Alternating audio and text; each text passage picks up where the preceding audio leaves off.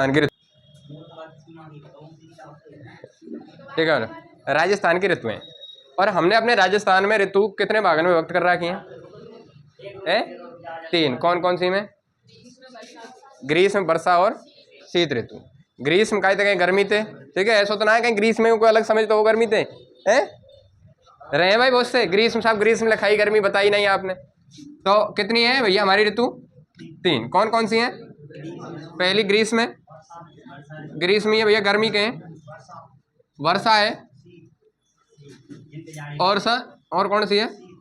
शीत, सर्दी है ना। इनको जो समय पीरियड है वो राजस्थान में कब से कब चले भैया? मार्च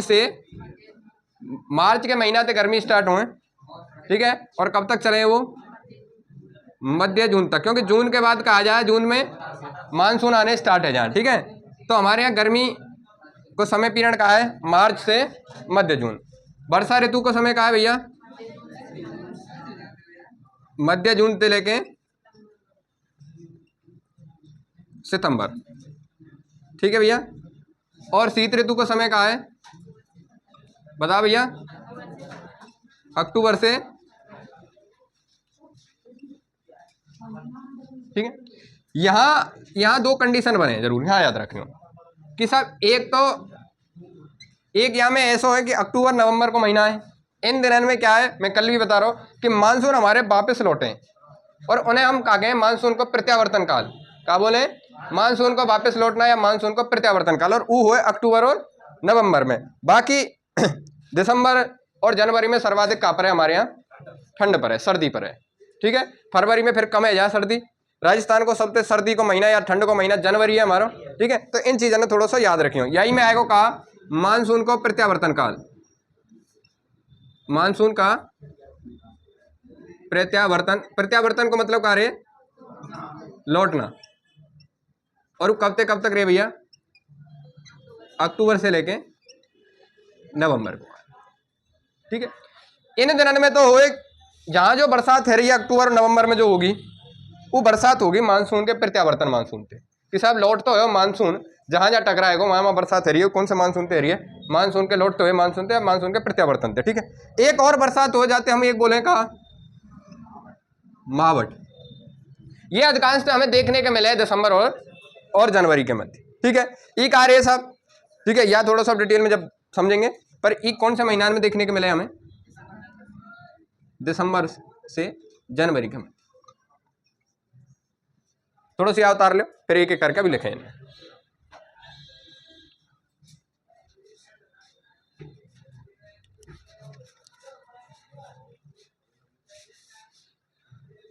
जल्दी उतार लो भाई, मैं जल्दी मिटाऊंगा।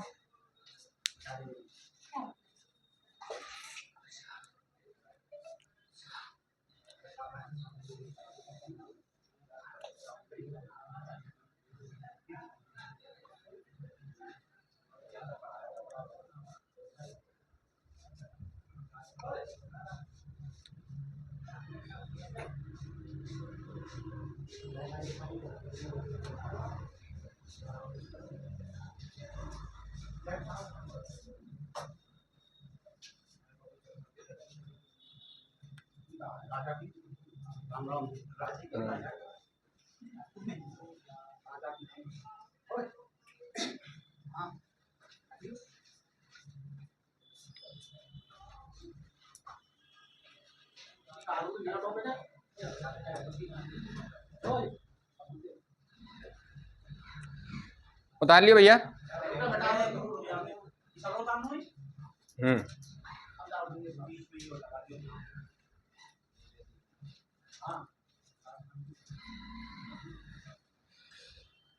कितनों ऋतु भारत में कितनी ऋतु रहे भाई? 6। कौन कौन सी?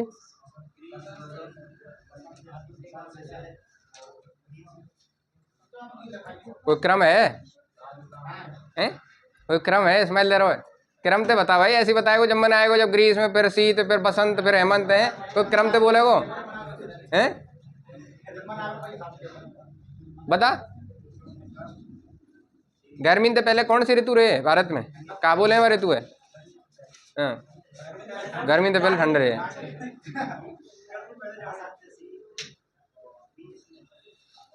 राजस्थान सरकार तुम्हें नौकरी देकर रोएगी ना का? बेइज्जती मत करो, कहा कि तुम ही काम करवाने जाओगे इन पे, ये दफ्तर में बैठे पाएंगे? समझ में आ रहे हो? जब ये लग जाएंगे फिर करेंगे क्या हिसाब? तो काम ही हो तो देखो तुम, ये तुमसे पूछेंगे हैं, और तुमने अगर इन्हें कुछ समझाया तो इन्हें कहेंगे हमें समझा रहे हो है। चलो जल्दी उतार लो, मैं हटा रहा हूँ भाई मैं।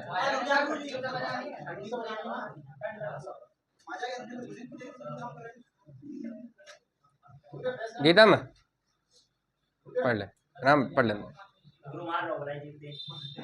इधर आ जा।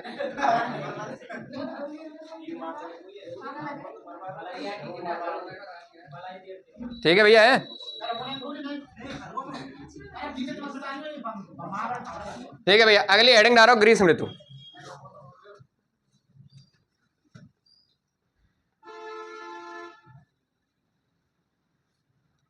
समय आप पता ही है कि राजस्थान में ग्रीष्म ऋतु का समय कौन सा रे? मार्च से मध्य जून। ठीक है, अब मैं दो कंडीशन पूछना चाह रहा हूं। तो ये यहाँ घटना कौन कौन सी हो, यहाँ में घटना कौन कौन सी हो? जैसे लू कब चले भैया? हमारे गर्मी में ही चले। ठीक है, बबूरे कब आमे? ठीक है, अधिकांश से आंधी कब आमे? समझ रहे हो? ये सब घटनाएं कब हुए? जब हमारी गर्मी हुए। ठीक है, अधिकांश से तापमान भी कब हुए? ठीक है, पश्चिमी मरुस्थल में निम्न वायु दाब को केंद्र भी कब बने? ठीक है, ये सब घटनाएं इसी समय पे। अब मैं आपसे दो क्वेश्चन पूछ रहा हूं, तुम्हारे दिमाग के आधार पर पूछ रहा हूं कि राजस्थान की कौन सी घटना है जिसके कारण हमारे वायुमंडल के तापमान में कमी आ जाए? इनमें तो कौन सी घटना है जाके कारण हमारे वायुमंडल को तापमान में कमी आएगी है? और जबकि कौन सी घटना है जाके कारण हमारे तापमान में वृद्धि होगी? लू। याद रखियो, जब भी लू चलेंगी तो वायुमंडल को तापमान कैसे हो जाएगा? बढ़ जाएगा। और जब आंधी चले तो वायुमंडल को तापमान कैसे हो जाए? कम हो जाए। तो इन चीजें ने याद रखियो, कभी भी एग्जामिनर क्वेश्चन करे कि साहब कौन सी घटना है जैसे वायुमंडल को तापमान में वृद्धि हो तो लू, और कमी हो तो आंधी। ठीक है, आंधी राजस्थान में सर्वाधिक कहाँ हुए? गंगानगर में चले 27 दिन चले, और न्यूनतम झालावाड़ में 3 दिन चले। लू कहाँ चले? हमारे बाड़मेर में, बबूले कहाँ में? बीकानेर में। ये इन्हें याद मत रखियो कौन कौन से जिले में आम है, पर इन जरूर याद रखियो आंधी है। ठीक है, आंधी जो आम है वो कौन सी जो हवाएं या कौन सी प्रक्रिया के दौरान आम है? संवहनी। ठीक है, उन्हें याद रखियो, वह शब्द याद रखियो, संवहनी शब्द पकड़ के रखियो। कहाँ? श्री गंगानगर में। ठीक है, तो ये भैया घटना हुए कब? हमारे ग्रीष्म ऋतु में। ठीक है, और भी घटना हुए जैसे कि इनमें ही कहीं ना कहीं 21 मार्च को टाइम इनमें ही आएगा। ठीक है, और इनमें ही 21 जून को समय आएगा। समझ में आई भाई? मार्च से जून के मध्य को समय पीरियड है, तो ये दो घटना भी यही होंगी। तो अब देखो, बाद में तो मैं लिखा चुका हूं, और फिर समझियो कि जो पृथ्वी के, जो सूर्य के चारों ओर अंडाकार परिपथ में क्या करे? पृथ्वी परिक्रमा करे।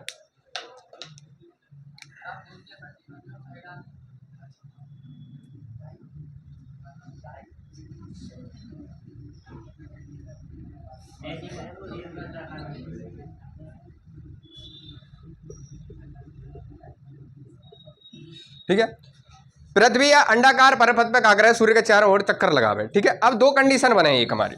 एक मेरे बाद ने तुम्हें बताई कि एक तो कर्क रेखा पे जब सूर्य को प्रकाश कहाँ पर है? ठीक है, अगर हम यहाँ कर्क रेखा माने, ये साहब कर्क रेखा है, ये बीच की भूमध्य रेखा ही, और इधर मकर रेखा ही। अगर यह कर्क रेखा मानेंगे तो अपोजिट में बनेगी यहाँ, तो यहाँ मकर रेखा बनेगी कब? 6 महीने बाद। तो ये चीज याद रखियो। ठीक है, ई साहब अगर मैं यहाँ कौन सी रेखा मान रहा हूँ? जब कर्क, तब ई कौन सी रेखा आ जाएगी? मकर। ठीक है, बस तुम्हें तो याद करने के रखना, ये आगे पीछे तक कोई मतलब नहीं है। ठीक है, अब यहाँ याद रखियो कि ई कौन से महीना में पड़े भैया? ई कंडीशन ई 21 जून के। ठीक है, और 21 जून के यहाँ काके हम कर्क संक्रांति। कर्क संक्रांति कार्य सूर्य के प्रकाश का कर्क रेखा पर लंबत चमकनो ही का कहलावे? कर्क संक्रांति कहलावे। सूर्य का मकर रेखा पर लंबवत या सीधा चमकना ही का कहलावे? मकर संक्रांति। ठीक है, ई जून में है रोए, ई अपोजिट या के 6 महीना के अंतराल में होगो, तो ई कौन से में होगो? 22 दिसंबर। कई बार बता चुका हूं भाई। ठीक है, 22 दिसंबर। ठीक है, और यहाँ को नाम का है मकर संक्रांति। अब हमारे गर्मीन में जो दो कंडीशन बनेंगी, एक तो ई बनेगी क्योंकि जून के महीना में आ रही है। और एक और कंडीशन बनेगी यहीं आके मध्य में कि अगर रेखा भूमध्य रेखा सीधी खड़ी हो, उनके मध्य में चमके, तो कब बनेगी भैया? एक यहाँ की कंडीशन बनी होगी, देखो मार्च, मार्च, मार्च के बाद अप्रैल, मई और जून। तो मार्च यहीं आएगा, यहाँ थोड़ी आएगा, चल तो यह हिसाब से रहे ना, ठीक है। तो यहाँ मार्च की स्थिति बने और 21 मार्च, और जब सूर्य को प्रकाश भूमध्य रेखा पे सीधो चमके, कंडीशन समझो, जब सूर्य को प्रकाश भूमध्य रेखा पे सीधो चमके, ठीक है, तब हम वहां कहेंगे भैया बसंत विषुव। पहले तो कहेंगे विषुव भाई, पर वो कौन सी ऋतु में चमक रहा है? वो बसंत ऋतु में चमक रहा हो तो बसंत विषुव, ठीक है। अगर शरद ऋतु में चमक रहा होता तो शरद विषुव। अब याते हमारे यहाँ प्रभाव कहाँ पड़ रहा है, तो थोड़ा सा प्रभाव समझियो भैया। पहले तो लिखो यहाँ है कर्क संक्रांति 21 जून, या थोड़ा सा बना लीजिए, मत बनाओ तो चलो आगे लिखो। तो फिर देखो कर्क संक्रांति हेडिंग डालो। ये तो हमारा जो है का जो कैलेंडर है ना, वह के आधार पर है, भौगोलिक आधार पे तो 22 दिसंबर के मानी जाए। जो जो हिंदी को कैलेंडर है वह में एक त्योहार के रूप में मान रखी है वो 14 जनवरी, ठीक है। जो भौगोलिक स्थिति है, भौगोलिक स्थिति में और वहां में दोनों में अंतर है ना, एक नहीं है, अलग अलग है। वो नक्षत्र पे आधारित है, ठीक है। ये हमारी भौगोलिक कंडीशन पे आधारित है।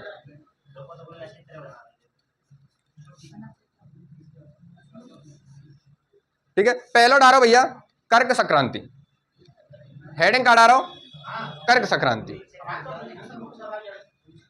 कर्क संक्रांति,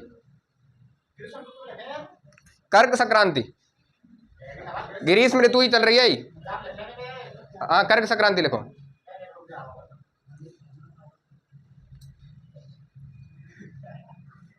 और कर्क संक्रांति में लाइन लिखो भैया, मत छापो ना, कोई दिक्कत ना ही, छाप लियो कई बार। चलो छाप लो जल्दी।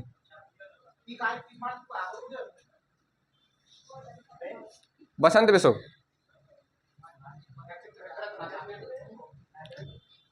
लिखो कर्क संक्रांति। और कर्क संक्रांति में लिखो जब सूर्य का प्रकाश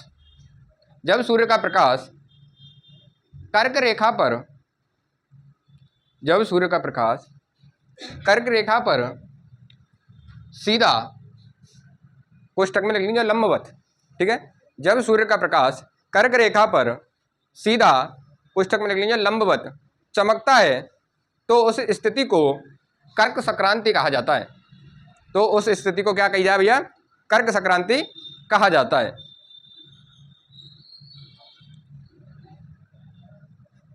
कर्क संक्रांति कहा जाता है। कर्क संक्रांति कब रही भैया? 21 जून के, ठीक है। कब हुए? 21 जून के। तो लिख लो प्रतिवर्ष 21 जून को कर्क संक्रांति पड़ती है। प्रतिवर्ष 21 जून को कर्क संक्रांति पड़ती है।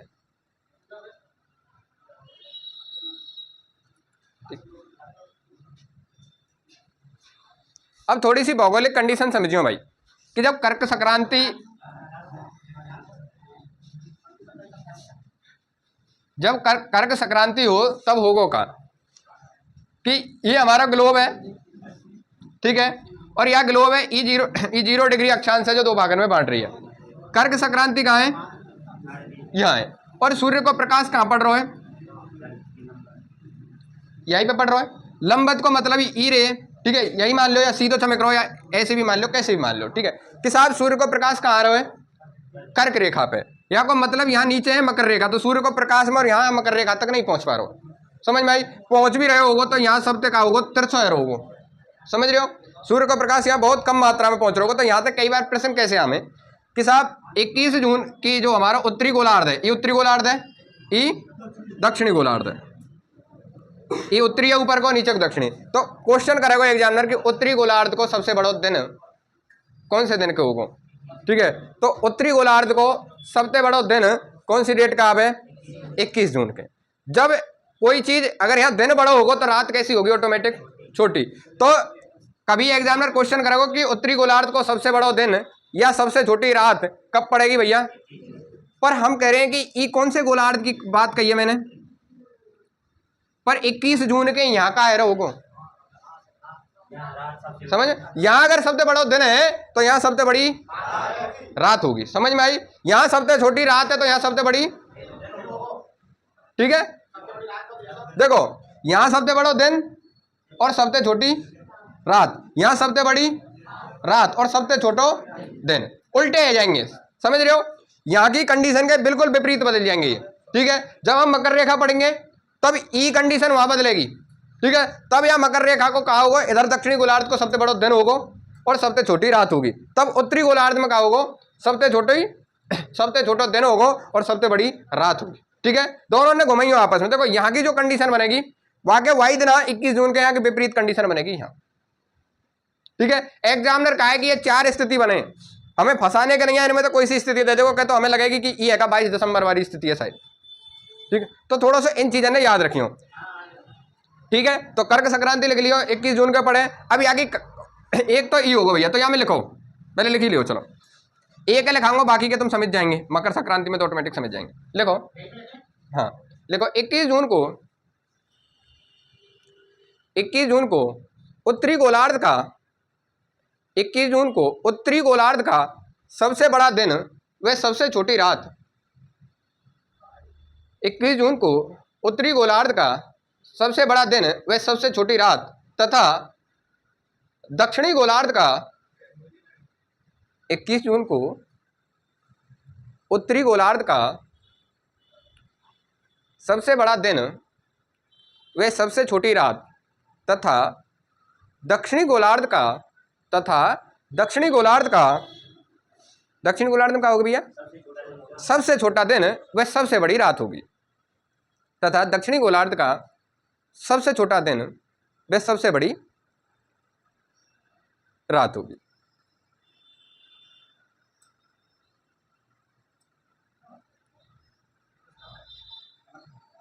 ठीक है भैया। जब हम मकर संक्रांति पढ़ेंगे तब ई लाइन दोबारा लिखी जाएगी, वहां बस ये चीजें बदलेंगी बस, ठीक है। अब सुनो कि अपना जो ये राजस्थान है, भारत का बीच में से कर्क रेखा विभाजित करें। अब भारत जब बीच में से विभक्त करें तो अपना राजस्थान कहीं ना कहीं कर्क रेखा के उत्तर में, और राजस्थान के 2 ही जिले ऐसे हैं, जो कर्क रेखा है, जिनसे कर्क रेखा गुजर रही है। कौन कौन से हैं भैया? वो डूंगरपुर और बांसवाड़ा। अब 21 जून के यहाँ का कंडीशन है रही होगी भैया, ठीक है, क्योंकि हमारा एग्जाम का राजस्थान से रिलेटेड है, तो एग्जामिनर राजस्थान से प्रश्न पूछेगा। तो ये है कौन कौन से जिले में?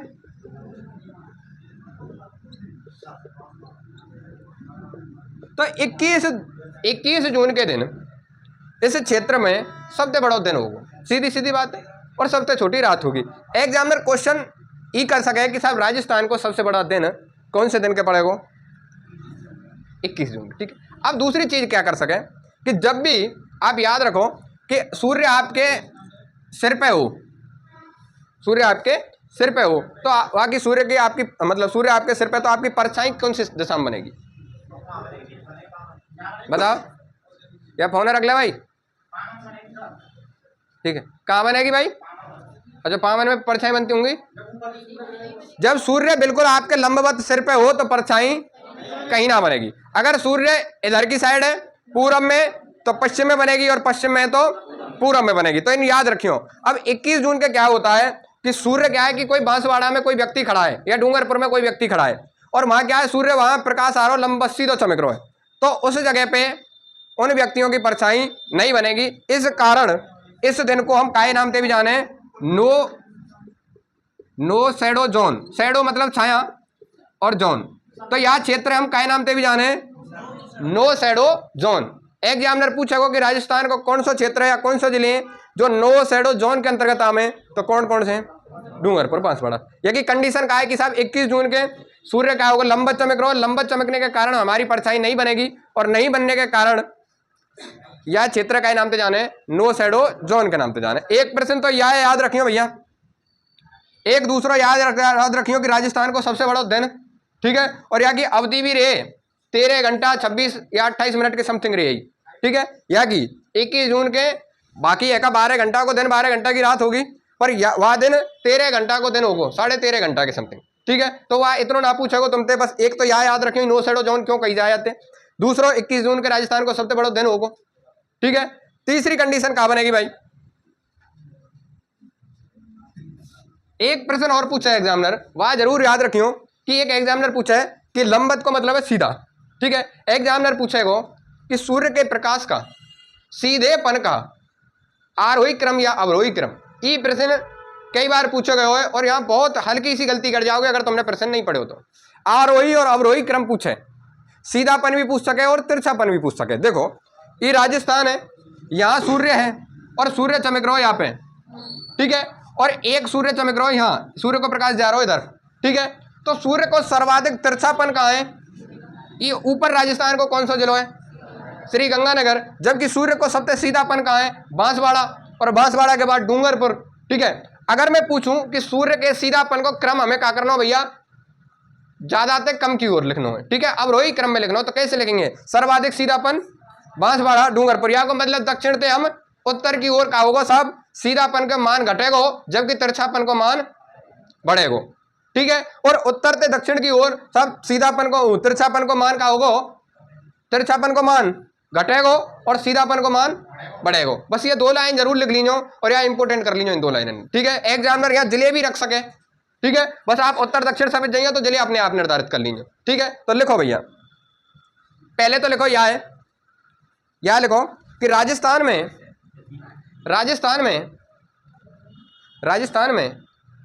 21 जून को बांसवाड़ा व डूंगरपुर में खड़े व्यक्ति की परछाई न बनने के कारण राजस्थान में 21 जून को बांसवाड़ा व डूंगरपुर जिले में खड़े व्यक्ति की परछाई या बांसवाड़ा या डूंगरपुर जिले के व्यक्ति की परछाई न बनने के कारण इस क्षेत्र को नो शैडो जोन कहा जाता है। क्या कही जाए भैया?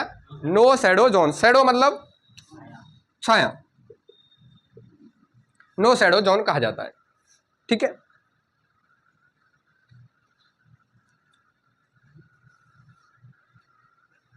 अगला लिखियो भैया, 21 जून राजस्थान, लिख लियो, लिखो 21 जून को राजस्थान का सबसे बड़ा दिन वह सबसे गर्म दिन होता है। 21 जून राजस्थान का सबसे बड़ा दिन वह सबसे गर्म दिन होता है।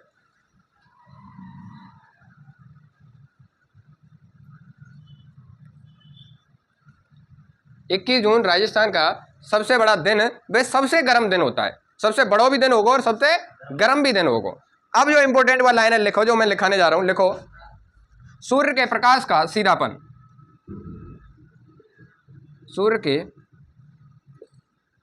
प्रकाश का सीधापन या लंबवत। भैया बताओ किधर से किधर घटेगा? बताओ सीधापन उत्तर से दक्षिण की ओर कैसे उठेगा? तो यहां में लिखियो उत्तर से दक्षिण का होगा भैया, घटेगा, ठीक है। उत्तर से दक्षिण की तरफ चलेंगे तो क्या होगा? घटेगा। पर दक्षिण से उत्तर की तरफ चलेंगे जब क्या होगा? तब बढ़ेगा, ठीक है। जिले ने, और यहाँ इंपोर्टेंट कर लीजिए भैया, एक तो यह लाइन लिखो और दूसरा और लिखियो सूर्य के प्रकाश का तिरछापन,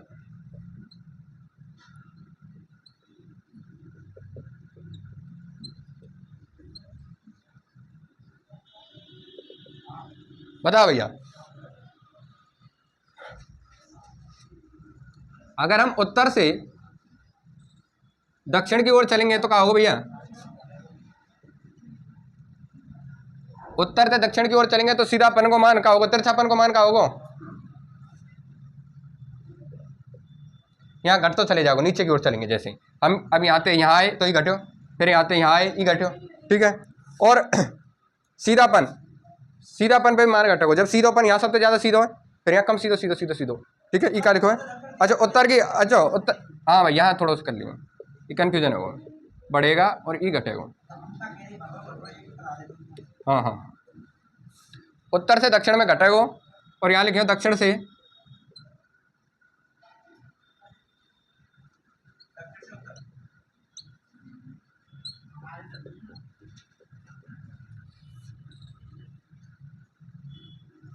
और अब बताओ राजस्थान में सूर्य के प्रकाश को सबसे तिरछापन को मान कहाँ होगा? कौन से जिले में होगा? सबसे तिरछापन होगा गंगानगर में, ठीक है। बना लीजिए भैया, बना के जल्दी समझो आप, तो बना के देख लीजिए। लियो, ठीक है। तो यहाँ गंगानगर रख लीजिए, यहाँ सबसे तिरछापन कर लीजिए, इधर सूर्य बना के, और इधर बांसवाड़ा रख लीजिए, सबसे सीधापन कर लीजिए, ठीक है। या न्यू कर लीजिए, ऊपर की साइड सीधापन को मान ऊपर के जाएंगे तो सीधापन को मान कम होगा, और नीचे की साइड आएंगे तो सीधापन को मान, तो कैसे होगा भैया, सीधापन को मान बढ़ेगा, ठीक है। इधर इधर से अगर नीचे के आएंगे तो तिरछापन को मान घटेगा, ठीक है, और इधर से ऊपर के जाएंगे तो तिरछापन को मान बढ़ेगा। उतार लिया भैया, यहाँ इंपोर्टेंट कर लीजिए भाई। देखो यहाँ एग्जामिनर क्या कंफ्यूज बहुत करे पेपर में, ठीक है। पेपर में क्यों कंफ्यूज करे, इन्हीं टर्म ने डाल के दे और इनते ही तुम्हें क्या गलत कर ले, ठीक है। ज़्यादा कंफ्यूज होना नहीं है, बस इतना देख लो कि हम चल कहाँ आते रहें, ठीक है। अगर दक्षिण से चल रहे हैं और फिर जो देख लो पूछ कहाँ रहे हो, सीधापन पूछ रहे हो या तिरछापन, ठीक है। अगर नीचे से ऊपर के चलेंगे तो सीधापन को मान घटते हुए चलेगा, ठीक है, और ऊपर से नीचे के चलेंगे तो सीधापन को मान बढ़ते हुए चलेगा, ठीक है। नीचे से ऊपर के चलेंगे तो तिरछापन को मान बढ़ते हुए चलेगा, और ऊपर से नीचे के चलेंगे तो तिरछापन को मान घटते हुए चलेगा। बस इतना याद रखना। नहीं आया, देखो ये राजस्थान है, ठीक है, ये यहाँ कर्क रेखा है। कर्क रेखा पे सूर्य क्या है, 21 जून का कहा हुए लंबवत चमके, सीधो चमक रहा हो, ठीक है।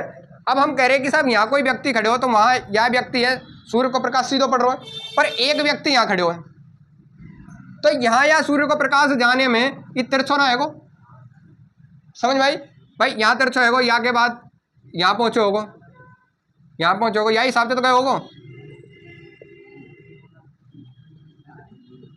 यही हिसाब से तो जा रहा होगो। तो मैं तुमसे जो कह रहा हूँ कि सबसे सीधो तो यहाँ है और सबसे तिरछा कहाँ है, राजस्थान में, यहाँ। अब मैं तुमसे बस इतना कह रहा हूँ कि जब ऊपर थे उत्तर थे नीचे की साइड चलेंगे तो यह तिरछापन को मान घटेगा बढ़ेगा, तो तिरछापन यहाँ ज़्यादा है, यहाँ कम होगा, फिर और कम होगा, फिर और कम होगा, तो ये चीज़ लिखा है। अगर नीचे से ऊपर के चलेंगे तो तिरछापन को मान साहब बढ़ेगा, ठीक है। ऐसे ही मैं यहाँ लिखा रहा हूँ, सीधापन को मान है यहाँ सर्वाधिक है, अगर हम ऊपर के जाए चले जाएंगे तो सीधापन को मान धीरे धीरे धीरे धीरे घटते हुए चले जाएगा, ठीक है। अगर ऊपर से नीचे का आएंगे तो सीधापन को मान बढ़ते हुए चले जाएगा, बस ये चीज़ लिखाएंगे,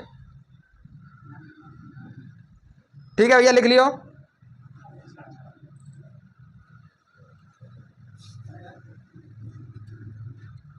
अब मैं बताओ कि राजस्थान को सबसे गर्म स्थान कहाँ है, बताओ। अब बस हम थोड़ी सी 2-3 चीजें और लिख लो, लिखो भैया अगली हेड। हाँ ये 21 जून के है, कर्क संक्रांति वालों। अब एक 21 मार्च के लिखो, बसंत विषुव, बसंत विषुव 21 मार्च,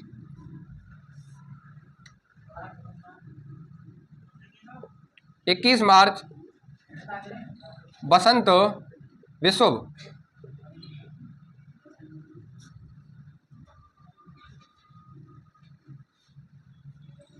अब यहां में लिखो भैया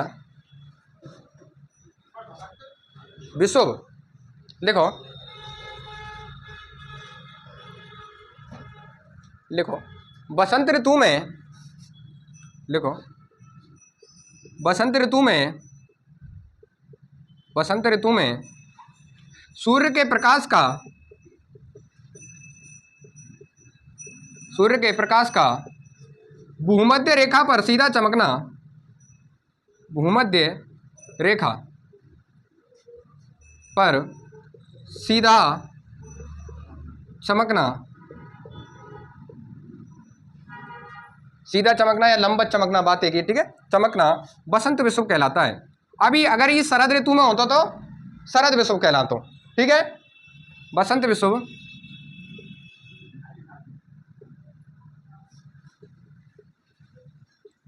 कहलाता है, ठीक है। अब यहाँ की थोड़ी सी चीज समझो भाई कि ये पृथ्वी है,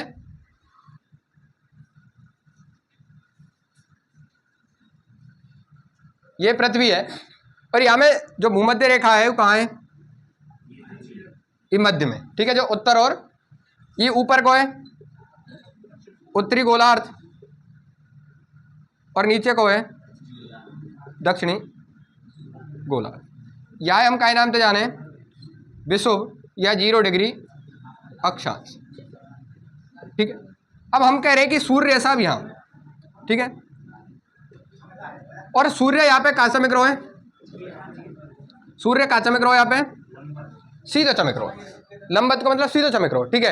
अब मैं यहाँ पे थोड़ा सा ध्यान दीजिए कि सूर्य को प्रकाश दोनों भागन में समान नहीं बटेगा का।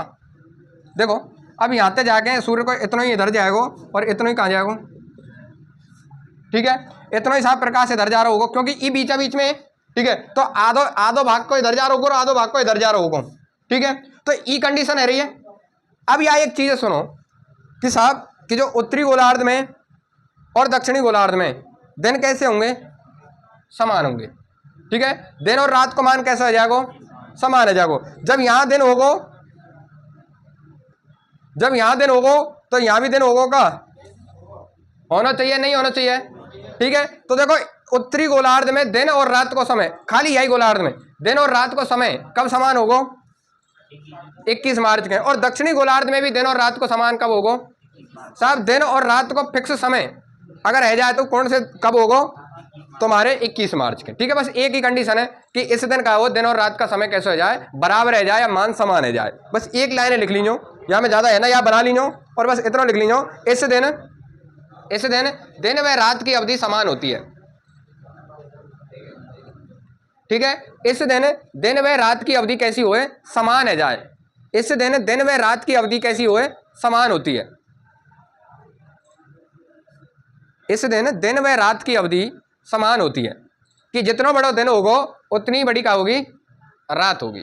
दिन और रात की अवधि कैसी होगी, समान होगी, ठीक है। उत्तरी गोलार्ध के दिन और रात समान होंगे और दक्षिणी गोलार्ध के भी दिन और रात समान होंगे। समझ में आई एग्जामिनर। या अब एक चीज बताओ कि यह भूमध्य रेखा पे सूर्य एक साल में कितनी बार लंबवत चमके, 2 बार। तो ई कंडीशन 2 बार आएगी कि भाई 2 बार भारत में दिन और रात की अवधि कैसी होगी, समान होगी। एक तो यहाँ है गई और दूसरी कहाँ होगी भैया, जब होगा कहा शरद विषुव, और शरद विषुव कब होगा,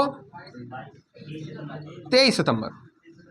तो ई कंडीशन बनेगी जब, ठीक है। तो यह भी याद रखियो क्योंकि भूमध्य रेखा पे सूर्य 2 बार लंबवत चमके, ठीक है, लंबवत चमक रहो तो प्रकाश आधो इधर गयो आधो इधर गयो, ठीक है, आधो आधो जाने के बाद आधो आधो बट रहो है, ठीक है। तो दिन और रात की अवधि कैसी आ जाएगी, समान आ जाएगी, ठीक है भैया। दिन और रात की अवधि कैसी आ जाएगी, समान आ जाएगी। और ई कंडीशन एक वर्ष में कितनी बार होगी, 2 बार। एक बार शरद विषुव पे और एक बार वसंत विषुव।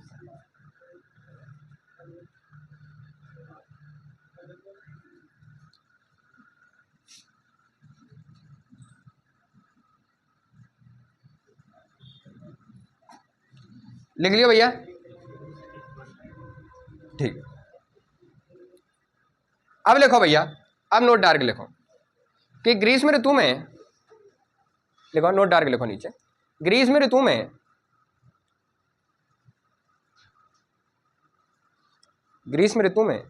राजस्थान में सर्वाधिक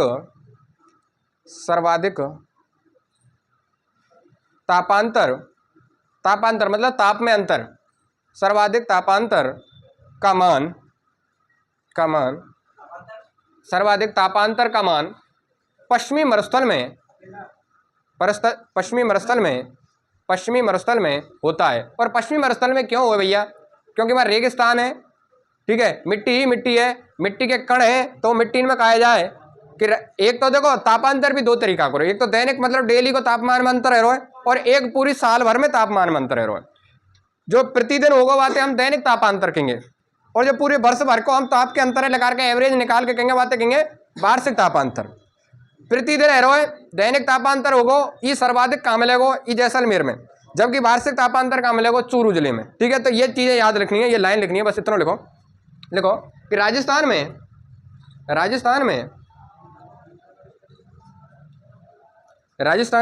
सर्वाधिक दैनिक तापांतर,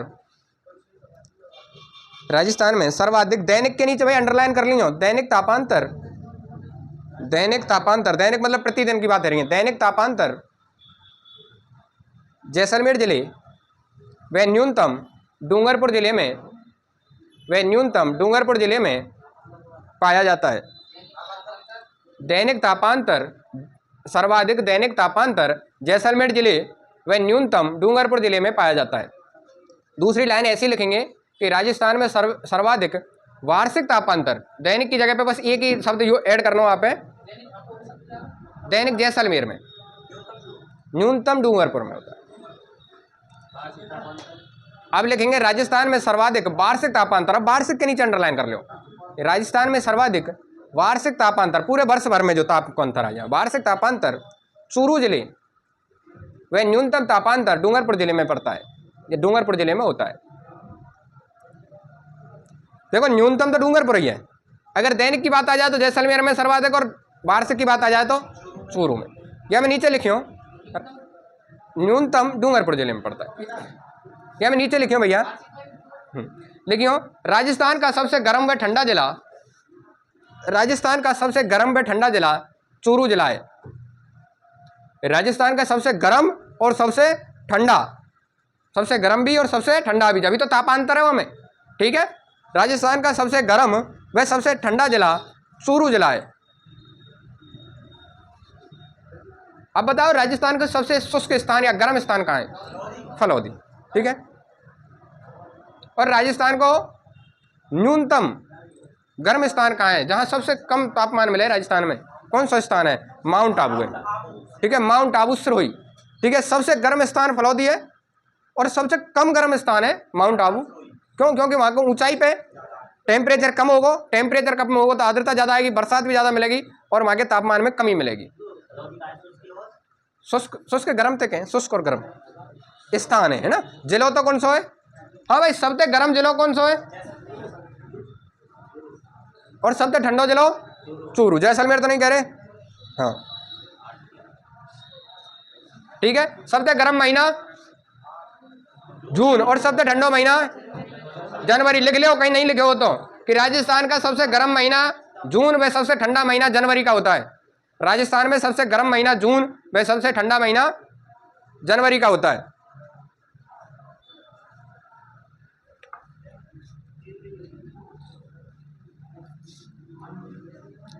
अब अगली ऋतु का नाम डालो भैया, अगली कौन सी है?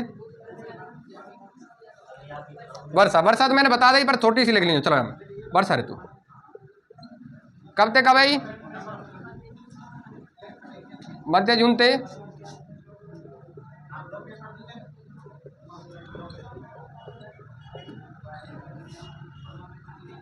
ठीक है, मध्य जून ते सितंबर तक। अपने राजस्थान में जो मानसून आमे का है वो कब आमे भैया? लगभग 17, 15, 16, 17 जून के समथिंग आमे, ठीक है। और जबकि केरल साइड में भारत में आमे वो 4, 5 जून के समथिंग आ जाए, ठीक है। डेट कोई नहीं पूछेगा आपसे, बस इतना पूछ सके कभी एग्जामिनर पूछे कि भारत में सबसे प्रथम मानसून कौन से राज्य में आमे, तो कौन से राज्य में आमे? केरल। और केरल को एक तट है मालाबार तट, मैं वादरा तुम्हें बता रहा हूँ कि सह्याद्री पर्वतमाला, वह सह्याद्री पर्वतमाला को एक भाग है मालाबार तट, और वहाँ पे सबसे पहले बरसात हो जाए, ठीक है। तो इतना डिटेल में नहीं पढ़ना हो, बस तुम्हें तो जो जान रहा हूँ राजस्थान को कहा जाननी है वर्षा ऋतु, ठीक है। तो राजस्थान के वर्षा ऋतु में ठीक बना लीजिए भैया, फिर न्यों कहें मिटा दियो,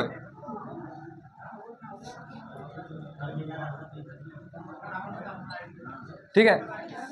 ये कलवारी, बस हल्की सी तुम्हें कलवारी शाखा बता रहा हूं और बस इतना ही लिख रहा हूं, कल बता चुका हूं मैं बाकी सब चीज, ठीक है। इधर कौन सी शाखा आवे भैया? अरब सागर की शाखा आवे, ठीक है। और इधर कौन सी है? बंगाल की खाड़ी। और ये मानसून आमे कौन से हैं अपने? दक्षिण पश्चिम मानसून, ठीक है। दक्षिण पश्चिम मानसून आमे कब आमे भैया? ये लिख लीजिए जो राजस्थान में कब आमे, चलो दोनों लिख लीजिए। एक लिख लीजिए भारत, भारत में कब आएंगे? 4 से 5 जून के समथिंग, ठीक है। और राजस्थान में कब आएंगे? 16 या 15, 16 जून के, ठीक है। हाँ, वर्षा ऋतु में ये मानसून भारत में तो आमे, और ये कहाँ में भैया? मालाबार तट केरल में सबसे पहले आमे, और राजस्थान में सबसे पहले कहाँ आमे? राजस्थान में सबसे पहले बांसवाड़ा जिले में आमे, जबकि भारत में मालाबार तट केरल में आमे, ठीक है। ये कल मैं लिखा चुका हूँ। भारत में मानसून सबसे पहले कहाँ में भैया? केरल में, ठीक है। और राजस्थान में कहाँ में? बांसवाड़ा में। अब नोट डायरेक्ट लिखियो भैया, लिखियो लिखियो दक्षिण पश्चिम मानसून की, लिखियो दक्षिण पश्चिम मानसून की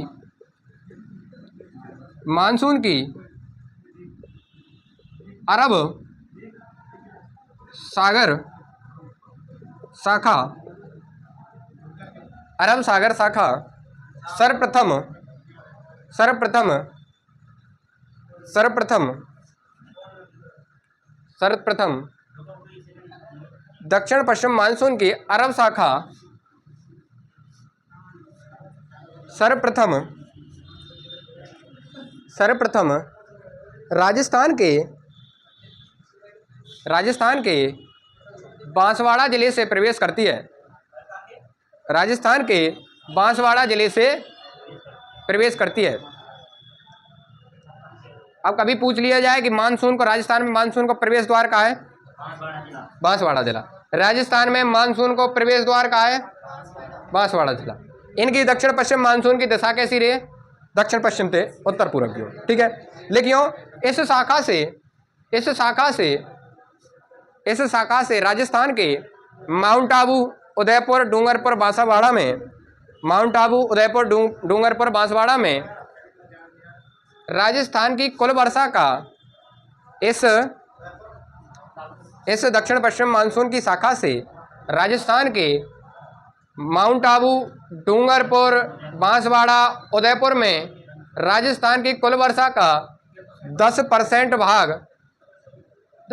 भाग ही कुल वर्षा का 10% भाग ही होता है। ठीक है, केवल और केवल राजस्थान में। देखो, दक्षिण पश्चिम मानसून की इस शाखा से राजस्थान के माउंट आबू, उदयपुर, डूंगरपुर शाखा, माउंट आबू, उदयपुर, डूंगरपुर जिले में 10% बारिश होती है। कुल राजस्थान में जितनी बरसात है बाकी कितना, केवल 10% बरसात का कौन सी शाखा से हुए? अरब सागर की शाखा। ठीक है, बस इतना लिखा रहा हूं, लिख लियो। यह शाखा अरावली पर्वतमाला के समांतर, ये तो वैसे मैंने बता दी है, तो ये अरावली पर्वतमाला के समांतर सीधी निकल जाए। ठीक है, जिसके कारण पश्चिम राजस्थान में कहाँ हो, यहाँ बरसात नहीं हो पाती है। ठीक है, यह शाखा अरावली पर्वतमाला के समांतर होने के कारण इससे राजस्थान में न्यूनतम बरसात होती है। यह शाखा अरावली पर्वतमाला के समांतर होने के कारण इससे न्यूनतम बरसात होती है। राजस्थान में न्यूनतम बरसात क्यों होती है इससे? क्योंकि सभी अरावली पर्वतमाला के कैसी है? समानांतर है। ठीक है, अब लिखियो दक्षिण पश्चिम मानसून की, या नोट डाल के, या बंगाल वाली खाड़ी है ना, लिखियो दक्षिण पश्चिम मानसून की बंगाल की खाड़ी लिखनी है। अब दक्षिण पश्चिम की बंगाल खाड़ी शाखा। ठीक है, बंगाल की खाड़ी वाली शाखा। ठीक है, दक्षिण पश्चिम मानसून की बंगाल की खाड़ी वाली शाखा से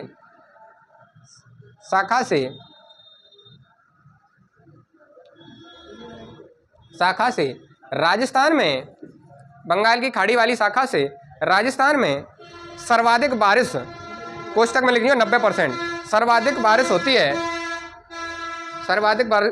है, जो कि राजस्थान में झालावाड़ जिले से प्रवेश करती है। जो कि राजस्थान में झालावाड़ जिले से प्रवेश करती है। राजस्थान में सर्वाधिक वर्षा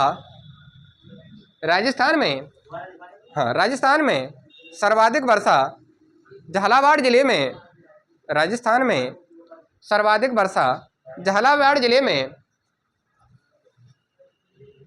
झालावाड़ जिले में पाई जाती है या होती है, झालावाड़ जिले में होती है, जिस कारण इसे राजस्थान का चेरा पूंजी कहा जाता है। जिस कारण इसे, अब मैं पूछूं कि राजस्थान का चेरा पूंजी कहाँ है? एक मेघालय में जगह है चेरा पूंजी, वहाँ सर्वाधिक बरसात होने के कारण वो विख्यात है। ठीक है, इस कारण राजस्थान में अगर कहीं सर्वाधिक बरसात हो रही है, कौन से जिले में रही है? और राजस्थान में सर्वाधिक वर्षा कौन से स्थान पे हुए? तो वो है माउंट आबू पे। और वो कौन सी शाखा तैर रही है? समझ रहे हो? अरब सागर वाली शाखा से सर्वाधिक बरसात है रही है। कहाँ? स्थान तो है माउंट आबू, पर जिले में सर्वाधिक है रही है झालावाड़ में। तो यार नीचे जरूर लिख लीजिए कि राजस्थान में, अब तो बंगाल की खाड़ी लिखा दी मैंने, ये तो बताइए बस वैसे ही। ठीक है। अब यहाँ बस इतना लिख लीजिए कि राजस्थान के माउंट आबू स्थान पर सर्वाधिक बरसात होती है। राजस्थान में माउंट आबू स्थान पर या माउंट आबू सिरोही में माउंट आबू स्थान पर सर्वाधिक बरसात होती है। जिला तो कौन सा, झालावाड़, और स्थान कौन सा है, माउंट आबू। बताओ भैया राजस्थान में, अब तुमसे क्वेश्चन कर रहा हूँ, राजस्थान में न्यूनतम बरसात कौन सी जगह हुए? जैसलमेर में तो हो, जैसलमेर में ही तो जिलो है, जिलो तो है भाई। राजस्थान में न्यूनतम बरसात वारो जिलो, राजस्थान में न्यूनतम बरसात वारो जिलो जैसलमेर, और न्यूनतम बरसात वाला स्थान सम तहसील जैसलमेर। समझ रहे हो? न्यूनतम वर्षा वाला जिलो जैसलमेर और स्थान सम तहसील जैसलमेर। ठीक है, लिख लीजिए भैया, कंफ्यूजन होगा। लिखो राजस्थान में न्यूनतम वर्षा वाला जिला जैसलमेर व स्थान, लिखो राजस्थान में न्यूनतम वर्षा वाला जिला व स्थान, राजस्थान में न्यूनतम वर्षा वाला जिला जैसलमेर व स्थान सम तहसील जैसलमेर है। ठीक है,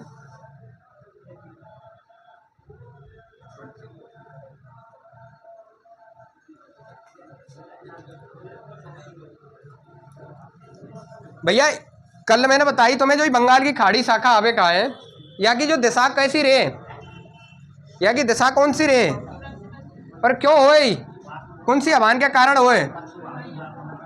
पुरवैया हवा हमें कहाँ है, पुरवैया हवा चले कहाँ है, उनके कारण ही कैसी है जाए पूर्व से पश्चिम की ओर रह जाए। ये मैंने कल बताई तुम्हें। ठीक है, तो पुरवैया हवान के कारण कैसी है जाए साहब, पूर्व से पश्चिम। अब बस इतना लिखियो कि राजस्थान में औसत वर्षा का मान, लिखो राजस्थान में औसत वर्षा का मान कितना रे भाई, 57.5 या 50 लिख लो।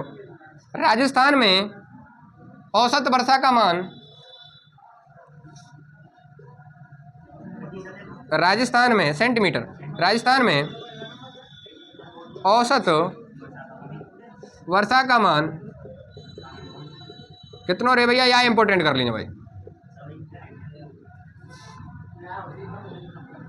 बता भाई, तू बता कि राजस्थान में वर्षा के औसत वर्षा के दिन कितने रहे? तो औसत वर्षा के दिन रहे 29। ठीक है, ये इतना इंपॉर्टेंट ना है पर लिख लीजिए, राजस्थान में औसत वर्षा के दिन।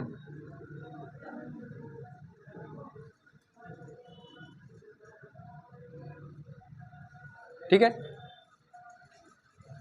एक बात बताओ भाई मुझे जल्दी कि राजस्थान में ये जो क्षेत्र है राजस्थान को, यहाँ में सर्वाधिक बरसात आप कौन से भाग में देखने को मिलेगी? यहाँ में मिलेगी। ठीक है, तो एक लाइन आवे कि राजस्थान में वर्षा को मान दक्षिण पूर्व से उत्तर पश्चिम की ओर बढ़ेगो या घटेगो? बताओ, अगर हम यहाँ से इधर की साइड चलेंगे तो बरसात को मान घटेगो बढ़ेगो? क्या होगो? घटेगो। तो यही चीजें लाइनें लिख लियो भैया, इंपोर्टेंट करके लिख लीजिए। ठीक है, इधर के जिले में वर्षा को मान कम आएगो, इधर के इनमें ज्यादा आएगा। तो लिखो राजस्थान में या तो इधर से लिख लो कि उत्तर पश्चिम से दक्षिण पूर्व में वर्षा का मान क्या हुआ है, बढ़ता है। ठीक है, राजस्थान में उत्तर पश्चिम से दक्षिण पूर्व की तरफ वर्षा के मान में क्या हुआ है, वृद्धि होती है, यानी सर्वाधिक मान मिलेगा। और अगर नीचे से चलेंगे तो, अगर दक्षिण पूर्व से उत्तर पश्चिम की तरफ चलेंगे तो मान घटेगो, ऊपर से इधर से पूछो जाएगो तो बढ़ेगो। अपोजिट समझ लीजिए भैया, अगर वो उत्तर पश्चिम दे के पूछ रहा है और दक्षिण पूर्व को तो घटेगो वो बढ़ेगो, और अगर वो दक्षिण पूर्व दे के उत्तर पश्चिम की तरफ पूछ रहा हो तो घटेगो। ठीक है, तो अगर लाइन लिखें तो दूसरी भी लिख लीजिए यही के नीचे कि राजस्थान में दक्षिण पूर्व से उत्तर पश्चिम की तरफ वर्षा के मान में क्या होगी, कमी होगी। यह लाइनें इंपोर्टेंट कर लीजिए दोनों ने। ठीक है, एग्जामिनर पूछेगो कि राजस्थान में अगर हम उत्तर पश्चिम के साइड से अगर दक्षिण पूर्व की साइड आएंगे तो मान में वृद्धि होगी या कमी होगी? तो मान में क्या होगी, वृद्धि होगी।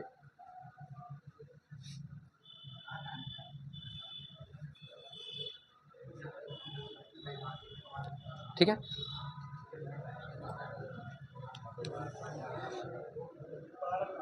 परेशान है क्या? बस एक लाइन और लिख लो, चलो एक लाइन लिखो नोट डाल के लिखो। यदि किसी दिन 0.25 सेंटीमीटर, अगर किसी दिन 0.25 सेंटीमीटर यदि किसी दिन 0.25 सेंटीमीटर वर्षा, 0.25 सेंटीमीटर या याते अधिक, ठीक है, यदि किसी दिन 0.25 सेंटीमीटर बरसात होती है तो उस दिन को वर्षा वाला दिन कहा जाता है। और यही वर्षा वाले दिन गिने जाएं कि साहब ऐसा ना है कि बहुत सारा आ गई हैं, हम यहाँ आ जाएगा कह देंगे कि बरसात वाला दिन है। नहीं, बरसात वाला कम माना जाएगा जब 0.25 सेंटीमीटर पानी बरस लियो हो धरती पे, वहाँ को मान 0.25 सेंटीमीटर तक पहुँच गए या फिर बातें अधिक, तो वो दिन का एक काउंट में करो जाए वर्षा वाला दिन कहा जाता है। और ऐसा कितने हैं राजस्थान में वर्षा वाले दिन? 29। ठीक है, अब 3 रेखा हो रहे हैं, उन्हें मैं पहले लिखा चुके हूँ और दोबारा बचेंगे भाई। एक है 10 सेंटीमीटर समवर्षा रेखा, एक है 25 सेंटीमीटर समवर्षा रेखा, और एक है 50 सेंटीमीटर समवर्षा रेखा। ठीक है, ई केवल और केवल कौन से जिले में मिला है? ठीक है, ई केवल और केवल ओनली कौन से जिले में मिले? जैसलमेर जिले में। ठीक है, और ये कहाँ है? अंतरराष्ट्रीय रेखा के समानांतर। ठीक है, ये भैया का आगरा है, राजस्थान पश्चिमी मरुस्थल है।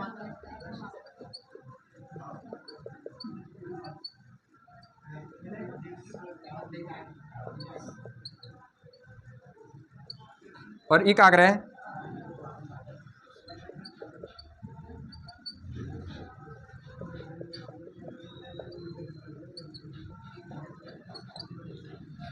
राजस्थान है। दो बस इतना कर ले, पर कल कर लेंगे। यहाँ इंपोर्टेंट रखियो, केवल और केवल एक ही जिला हुई जैसलमेर, याद रखियो यार। ठीक है, कि केवल 10 सेंटीमीटर संवर्षा रेखा कौन से जिले में मिले? केवल और केवल जैसलमेर में। 25 सेंटीमीटर संवर्षा रेखा पश्चिमी मरुस्थल है, 2 भागों में विभक्त करे, अर्ध शुष्क और शुष्क में। और 50 सेंटीमीटर संवर्षा रेखा राजस्थान है, 2 भागों में बांटे, पश्चिमी राजस्थान और पूर्वी राजस्थान। और वर्षा को मापन को मीटर को नाम का है भैया? रेनोमीटर। ये तू के लिख लीजिए, वर्षा को मापन को जो मीटर रहे कौन सा रहे? रेनोमीटर। रेन का कहें बरसात है, और रेनोमीटर। ठीक है, और देखो एक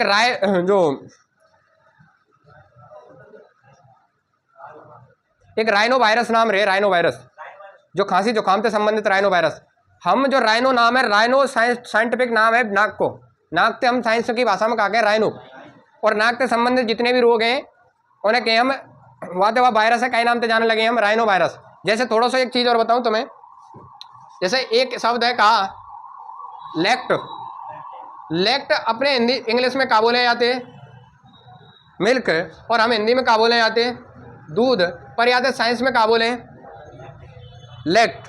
ठीक है, अब यार लेक्ट से संबंधित जितने भी नाम है वो सब लेक्ट थे। देखो, लैक्टोज शर्करा काय से संबंधित है, लैक्टोबैसिलस जीवाणु काय से संबंधित है, प्रोलैक्टिन काय से संबंधित है, लैक्टिक एसिड काय से संबंधित है, लैक्टोमीटर काय से संबंधित है। ये सब यही आ जाए बस, अगर तुम्हें एक याद हो तो। ठीक है, तो ऐसी कुछ चीजें उन्हें याद रखे करो भैया। लैक्टोज, लैक्टोबैसिलस, लैक्टोमीटर और लैक्टिक एसिड, प्रोलैक्टिन सब कहते रहे दूध से संबंधित रहे। अगर तुम्हें ये शब्द पता हो और कहीं के पीछे शब्द लगे आ जाए, और कभी भी एग्जामिनर पूछते हैं कि दूध में कौन सी शर्करा आ रही है? लैक्टोज शर्करा। दूध को दहीते बनने को निर्माण कौन से जीवाणु के कारण हुए? लैक्टोबैसिलस के कारण। दूध को मापन कौन से मीटर से करे जाए? लैक्टोमीटर के द्वारा। और दूध को उत्पादन जो महिलाओं में होगा कौन से हार्मोन्स के कारण हुए? तो प्रोलैक्टिन हार्मोन के कारण। ठीक है, और हम जब जिम विम करें कहा तो हमारी मसल्स में पेन है जा दर्द हो, कौन के कारण हुए? लैक्टिक एसिड के कारण। तो ये सब चीज़ है।